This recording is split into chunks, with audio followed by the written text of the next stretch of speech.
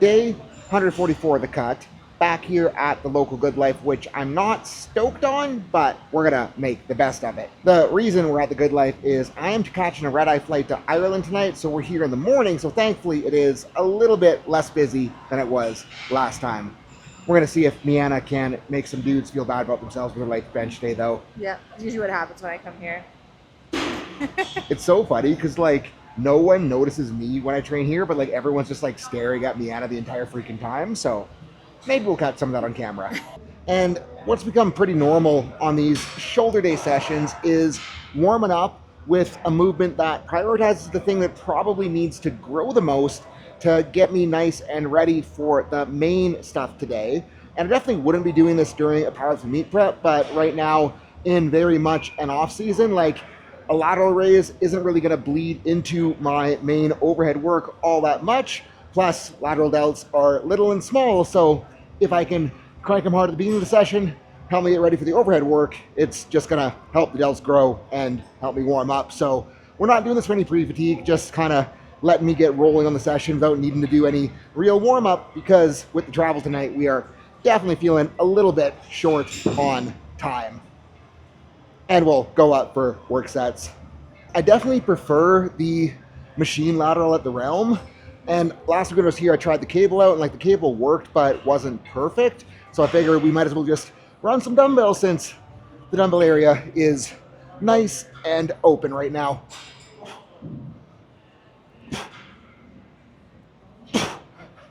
And what's really neat about training more in the morning right now is that with how Justin has my diet set up, normally on my training days when I'm training in the evening, meal 1 is 35 grams carbs, meal 2 and 3 are 0 grams carbs, then I get 25 grams carbs pre-workout.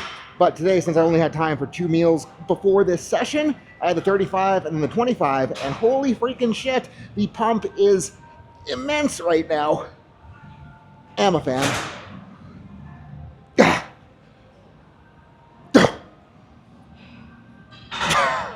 And that'll be it for the side raises.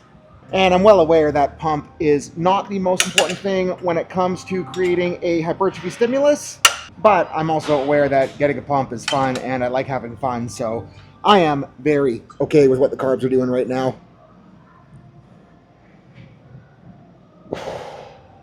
And on these guys, as usual, trying to reach forward, trying to keep a relatively static scapula to make it as rear delty as possible, even if that does mean less range of motion, because if I were to go all the way back, I'm just retracting and training rhomboids.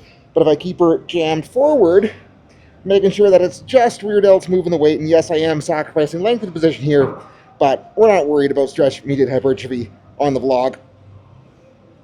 And that was probably too heavy, so I'm going to drop her down for set number 2. At commercial gyms, I'm always like expecting that I should be able to just hop into whatever weight was on the machine last, but considering it was set up for a pec deck machine fly dealy mabobber, I probably should have dropped it down to a little bit less.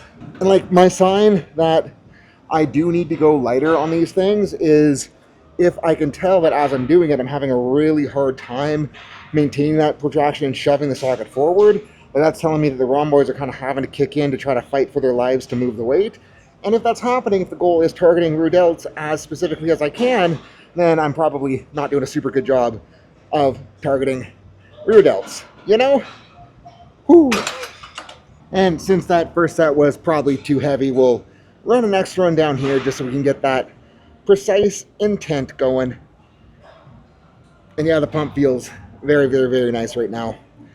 I do miss carbohydrates, if it hasn't been very clear in the last few episodes.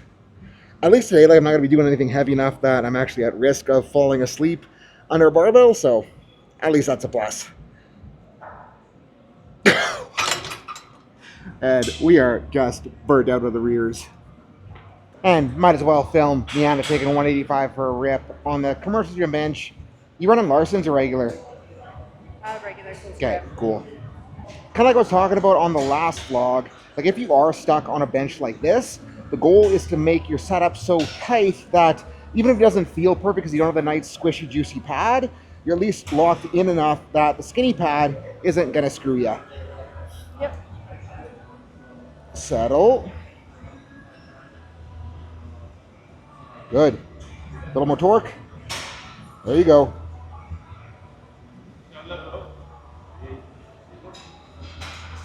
More torque. And like, not perfect, but he managed it. Yeah. Not my fave setup, but that's okay.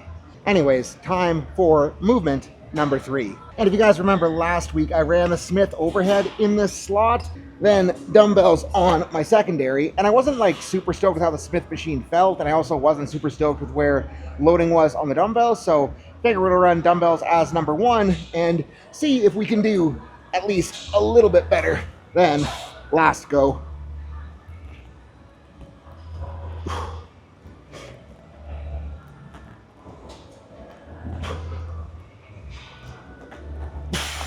Definitely feels better already. Didn't film me at a second set. Probably should have, because she did a much better job of locking her in. But anyways, we are running 85s for second workup here.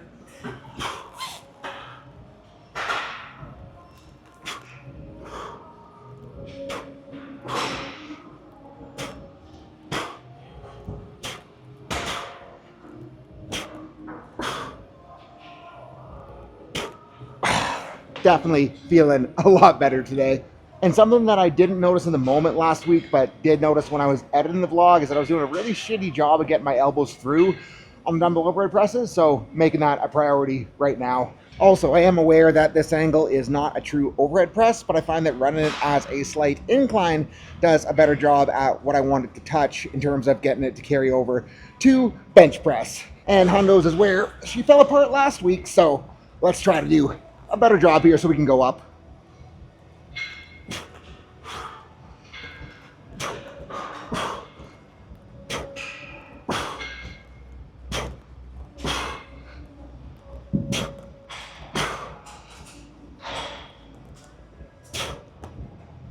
I think we got at least a couple with 115s in the cards here. Okay, 115s. Very glad I am small and frail and weak right now, because 115 is the biggest dumbbell that they have at this gym.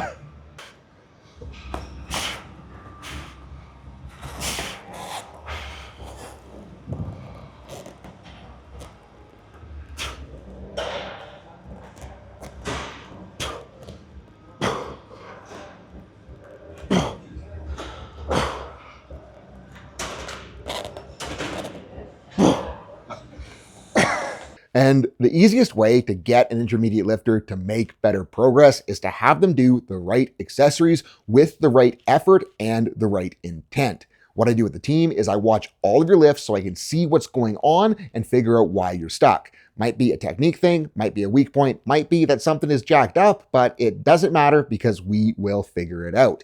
And right now, we got a free trial going on with the team, so hit the link below and sign up, and you'll be able to get coaching from me for a week for free. And if you don't like it, you can cancel at no risk to you. Wish I remembered how many reps I got with the 100s last week, because I think I might have matched with the 115s, but either way, am stoked to be progressing movements in weight once again.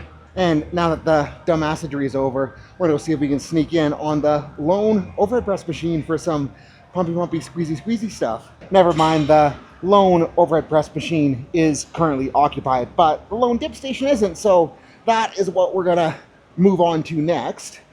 And I always talk about this, but dips are one of my favorite therapeutic movements for pecs and shoulders, which sounds counterintuitive because I know everyone wants to say that dips are hard as shit on your shoulders, but like, that's where the value comes from, because if you can get that shoulder range necessary to be able to control the dip, if you can have the serratus strength to be able to push all the way through the top, your shoulders are going to be so much freaking better off. And that is always why I am running these suckers and really trying to make friends with that bottom end. And if a dip is totally terrifying for you to think about even trying, start out with an assisted push-up where you have band tension under your chest to help lift you up.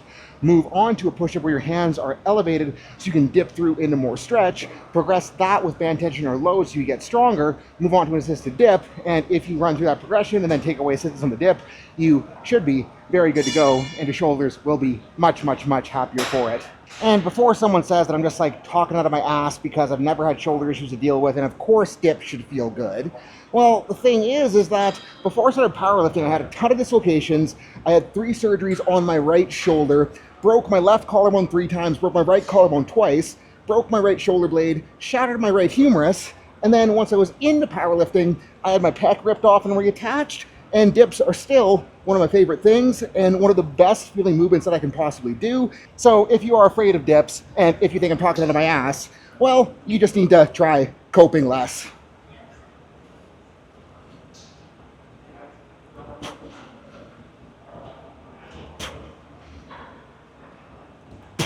Because getting myself to where I could do dips again has been 100% the best thing that I've ever done for my shoulders. And the overhead press machine appears to be open, so I'm going to scuttle my little behind over there. And not sure where to set up the camera so I'm not totally blocking the hallway, so angle is going to kind of suck here. But we got almost full stack on the sucker. Figure I'm warm already. And last time I used this was like the day after my pec surgery. I went and ran some single arm overheads and got the full stack like the day after pec surgery. So hopefully this feels at least okay. I actually didn't check what the right arm was. I think the right arm might be heavier right now, so we'll finish this setup and then just go straight to full stack so it's even.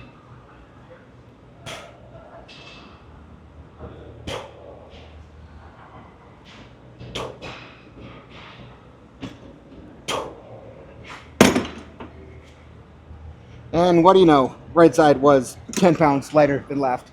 Math checks out. Okay, full stack. Hopefully she feels a little bit more even because we're gonna crank.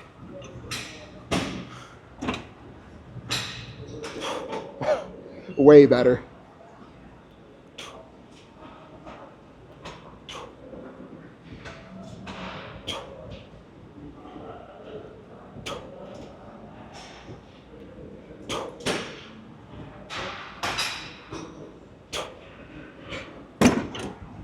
Pretty okay with that considering we're this deep into the session, so we'll probably run one more here.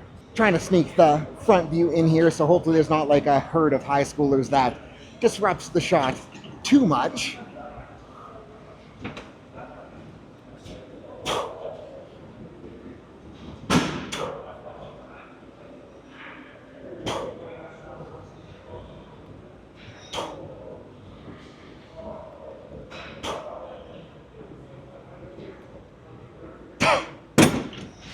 Caught up on me a little bit faster than I was anticipating. And I don't know if you guys can see it or not, but the rubber handles on there are like a little bit loosey-goosey. So at the end of those sets where I'm like really trying to torque it, it's like my hands are spinning. It feels a little bit sketchy, but I mean, at least we got some half decent work in there.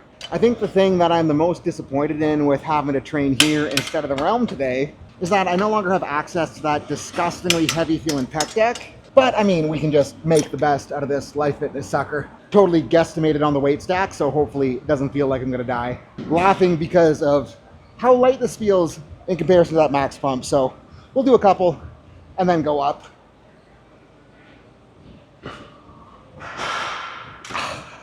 Figure approximately 3/4 of the stack should be a decent start point for work set number 1. Goal here is to see if we can make it feel light enough that full stack isn't a stupid feeling jump.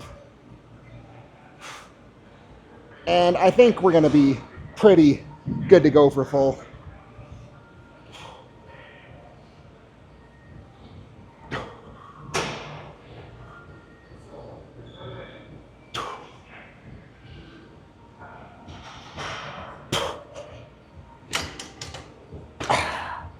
Full stack it is, which really makes me feel good about myself considering I'm not even using like a quarter of the stack at the realm. Target here is at least a couple half decent ones.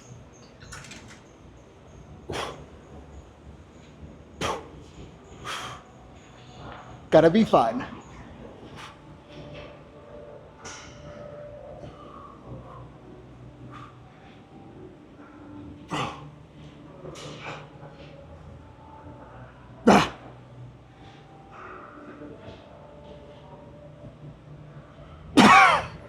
Did better than I was anticipating, but it still is a much easier machine than the pec deck we're working on. Definitely did better than I was expecting, but it still is a much easier machine than the pec deck that we're used to working out on. And I figure we're here, there is a pull down, might as well go wide grip and get a little bit of scaption going. What I mean by that is every time I'm doing a wide grip pull down at the top, I'm trying to let my shoulder blades drift away from my body into a really big stretch, and then I'm trying to prioritize rotating shoulder blades inwards as I depress them, and just gives you like a really good lateral lat feel low on the rib cage. And based on my progress photos, I definitely need more of that, so that is why we are doing this. Big stretch, slow pull, big squeeze.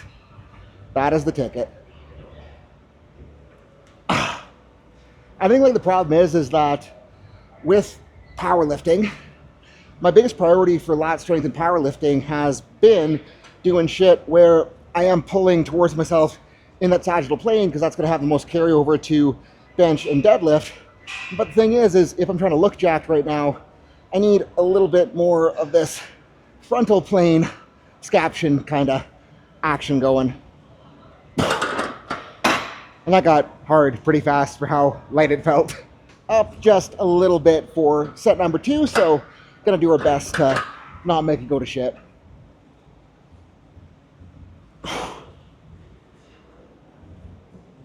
And really trying to like guide my elbows outwards at the top to help with creating that lateral scap travel.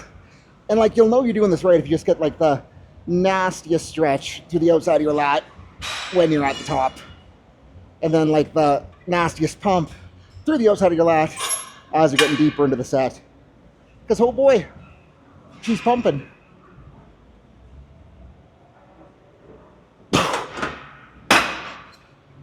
Didn't want to force that last one because it would have gotten very gross. And I just realized that I almost forgot about triceps, but I mean, like, there's nothing exciting to do for tries here, so can you really blame me?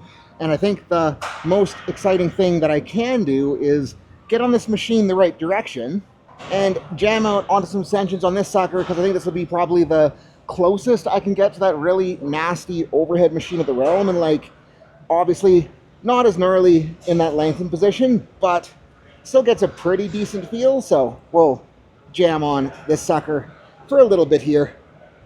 Probably just gonna go like right arm, left arm to failure, back and forth until it sucks, just because gonna be limited in how heavy I can push this, because it is a commercial gym triceps machine, you know?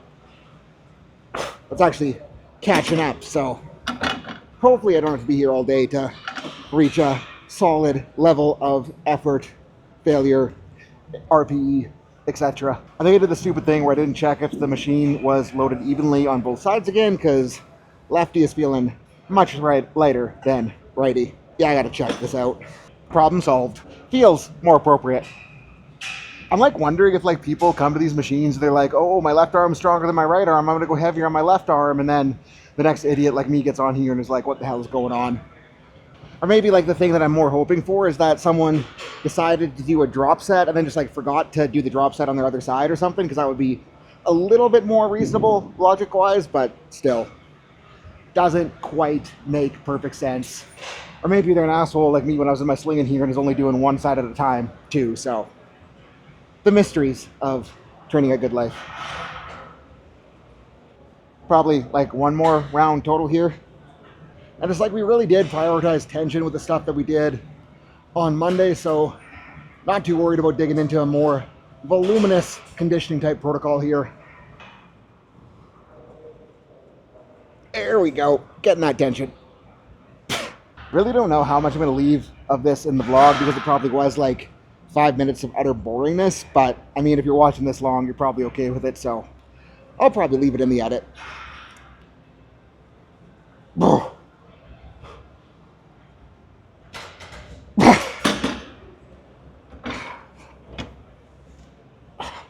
Adequate effort achieved. And I was really hoping that spending that much time on there would help me out, because there's been a dude on the Bosu leg raise, which is what I want to do next, for like 15 minutes just talking on his phone, leaning on the sucker.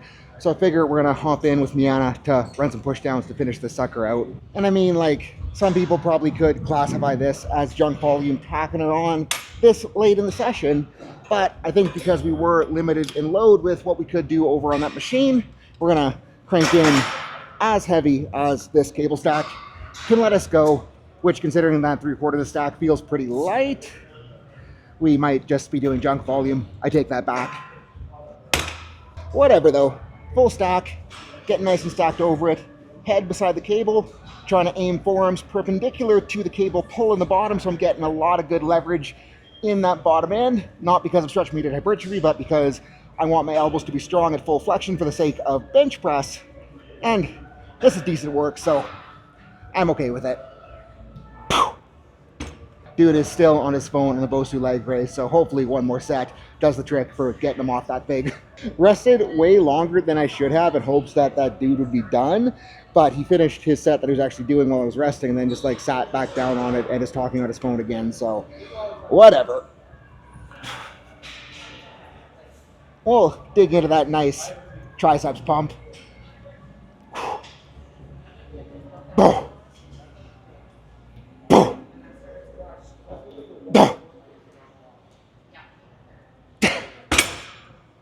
Caught up faster than I would have loved there, but you know what? I'm okay with it.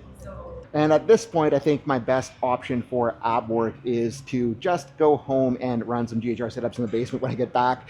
Because with the current timeline and needing to get home, eat, get finished work, pack up, rip to the airport for 5 o'clock, I'd much rather do that than wait around for the Bosu ball leg race to open, because if the guy has been there that long, he must be doing some sort of like David Goggins 1,000 sit-ups in however many hours type protocol with his training. But I think the thing with commercial gym training is that in comparison to the realm, like the realm is freaking perfect for training, because even if it is busy, like there's 17 machines of every single option. So if someone's on one, you can just pivot to the next closest machine and it works really freaking well. But even if a guy is stuck with only being able to access a commercial gym, like it's still 100% workable if you have the little bit of flexibility necessary and a little bit of creativity to get the job done. Because all you really need to do if something is busy is just be like, hey, could I pivot to something similar that will let me get a similar level of intent? Or could you just be a little bit flexible in your exercise selection just so you can run something that is open earlier in the session and then get on the thing that is not open later on? Because if you can do that,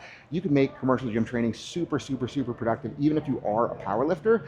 And with the guys in the team that are stuck in the commercial gym, like, and this is what we talk about all the time. It's like, okay, we might want to do this thing, but if this thing is always closed down and isn't open, let's just pivot to the next best option or just move the selection around. And even if you do move exercise selection around and the thing still isn't open, just pivot and you'll be able to get good work in still. And what I would way rather have than the perfect amount of work is just being able to get good work in week after week, month after month, because even if a single session isn't perfect, if you're able to make it good enough over and over and over again, that is what is going to let you drive progress. So I'm gonna hurry up and get out of here so I can get ready for tonight's misery of sitting on an airplane for 10 hours. So peace out, have a good night, see you guys in the team.